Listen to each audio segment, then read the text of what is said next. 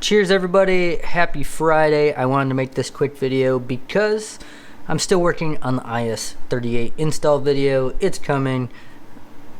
It's just a lot. There's a lot of stuff going into it. So this is a quick video talking about the ECS tuning pop kit for our Golf Sport wagons. I think it works for the Alltrack as well.